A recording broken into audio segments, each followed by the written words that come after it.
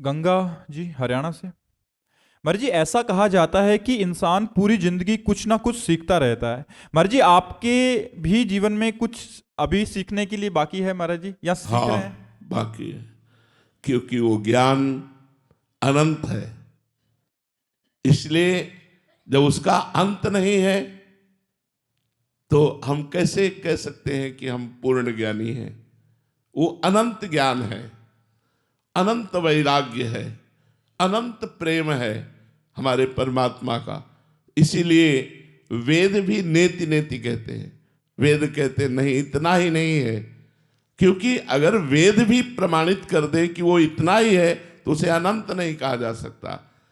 ज्ञान अनंत है, वैराग्य अनंत है, प्रेम अनंत है।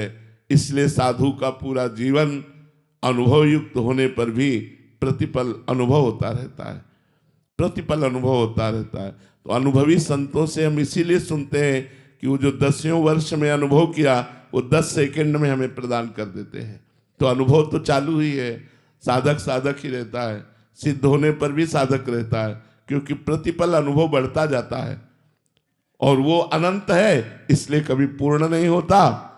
और वो हमारे हृदय में है, इसलिए कभी अपूर्ण नहीं रहता।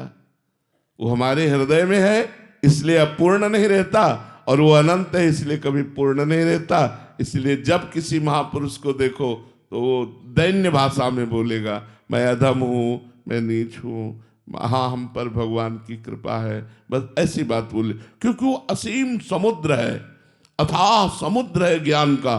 तो कितना जितना ज्ञान जाना वो अपनी बुद्धि के अनुसार जाना। हमारी बुद्धि कितनी है, जैसे समुद्र के किनारे एक होती सीपी, सीपी वो एक ऐसे होती है, उससे समुद्र की था थोड़ी ली जा सकती है। सीपी में तो उतना ही आएगा जितना उसका आकार है। तो हमारी बुद्धि में जितनी क्षमता है उस परमात्मा को उतना ही जान पाई, लेकिन परमात्मा उतना थोड़ी है, वो तो अनंत है। इसीलिए पूरा जीवन लग जाता है फिर भी पूर्णता नहीं होती, और वो है इसलिए अपूर्णता नहीं रहती। दोनों बात समझ ली। वो है और उसका अनुभव है इसलिए अपूर्णता नहीं, वो अनंत है इसलिए उसकी पूर्णता नहीं। इसीलिए जिससे पूछो वो यही कहता है, मैं अधम हूं, मैं नीच हूं, हाँ भगवान की कृपा है। तो प्रतिपल नवीन अनुभव उसका होता रहता है। महाराज जी, आप आगे पूछ रहे हैं कि महाराज जी शिष्य बनने से और गुरु बनने तक के सफर में, महाराज जी आज आप गुरु हैं तो आपको कैसा फील होता है? नहीं, हम गुरु नहीं हैं। हम हृदय से कहते हैं हम गुरु नहीं हैं, हम एक पोस्टमैन हैं। आपकी बात श्री जी तक, श्री जी की बात आप तक पहुंचाते हैं, और उसकी फीस हमें मिलती है श्री जी का प्यार, श्री जी का दुलार। गुरु जी श्री जी हैं, गुरु जी श्री जी है, और आपकी बात आपके गुरु श्री जी तक पहुंचाई, और श्री जी की बात मंत्र, नाम, लीला, साधना ये आप तक पहुंचाई। हम केवल पोस्टमैन हैं, गुरु वो हैं, शिष्य आप हैं, पोस्टमैन हम हैं। समझ रहे ना? हम गुरु नहीं हैं। गुरु तो श्री जी है, हमारी लाडली जो है, हमारे लाल जो महाराज, वंदे कृष्णम जगत गुरुम। हम सब उनके बात कहने वाले हैं, उनकी बात आप तक पहुंचा दी, आपकी बात उन तक पहुंचा दी, और पीछे हट करके आपको भी प्रणाम किया और उनको भी प्रणाम किया, और हमें फीस मिली उनका कृपा कटाक्ष, उनका दुलार, उनका प्यार, बस यही हम कर रहे हैं। महाराज जी सबको लगता है कि अब गुरु जी हैं, सब प्रणाम नमस्कार दंडवत कर रहे हैं, माला। अब सबको क्या लगता है अब हम क्या बता सकते हैं। लोगों को जो लगता है वो अलग बात है। हमारी, हम गुरु बनने योग्य नहीं है। गुरु हमारी श्री जी हैं।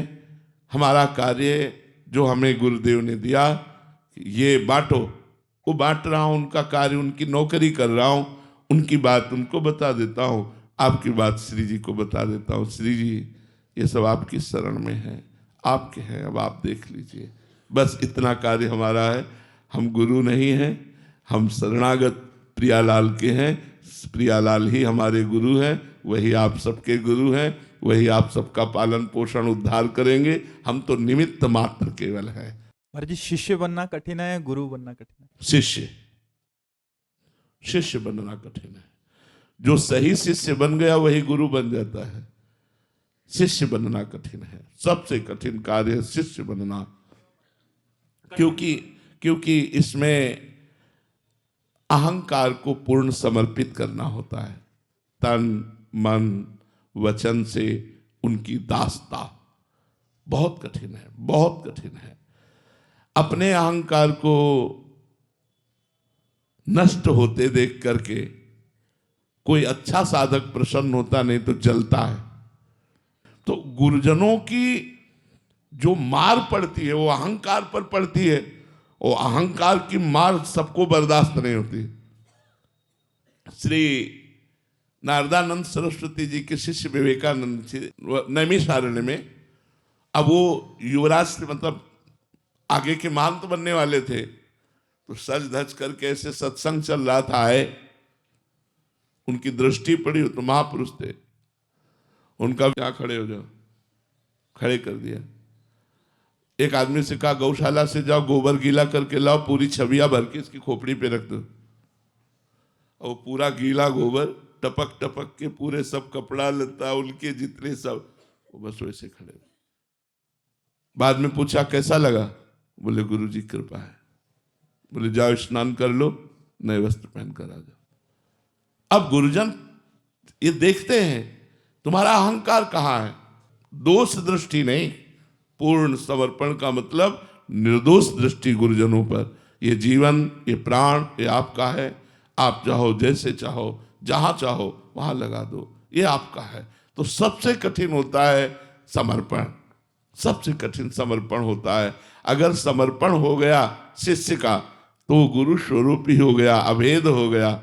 जैसे नाभाजी ने अपना समर्पण अग्रदेवाचार्य जी को तो जहां अग्रदेवाचार्य जी की स्थिति वही नाभाजी की स्थिति थी। महाराज जी एक और प्रश्न है कि एक तो है निसंकोच होकर शिष्य को बोलना, कहीं गुरुदेव भी संकोच करते हैं कि अभी समर्पण की कमी पर, समर्पण की कमी पर, जैसे देख रहे हैं इसका समर्पण कच्चा है, तो अगर हम सही बोले और कठोर बोले तो ये भाग जाएगा, इसका जीवन नष्ट हो जाएगा। ये विपरीत भावना में नहीं भागेगा तो विपरीत भावना में आ जाएगा, तो वो संकोच करते हैं। जिससे स्वामी संकोच करे उस सेवक की क्या सेवकाई, उस सेवक की बात क्या। स्वामी निसंकोच बर्ताव करें क्योंकि मैं उनका हूं। जैसे वो अपने वस्त्र का, अपनी पादुका का, अपनी शैया का, अपनी वस्तु का प्रयोग निसंकोच करते हैं, ऐसे मैं उनकी एक वस्तु हूं, वो मुझे जैसे चाहे तैसे प्रयोग करें, स्वामी संकोच न धारण करें। ये शिष्यता बहुत बड़ी बात है, शिष्यता बहुत बड़ी बात है। मतलब भगवान कृपा करते हैं तब शिष्यता आती है, नहीं तो शिष्य तो लाखों बन जाते हैं, लेकिन शिष्य वास्तविक होना कोई मुश्किल ही, बिरला ही होता है जो तन मन प्राण वस्तु सर्वस्व समर्पित। बहुत कठिन है, हम ये बता रहे हैं, वाणी से कह देना और ये सब करना बात अलग है, लेकिन बहुत कठिन है। गुरुजनों की आज्ञा हम पर होने लगे, ये हम पर विशेष कृपा, गुरु हम पर आज्ञा करने लगे। हमको ऐसा गुरुदेव के सामने दर्शन कराना चाहिए कि जितनी आज्ञा दे रहे हो वो सब कम है, आप और दीजिए, आप और दीजिए।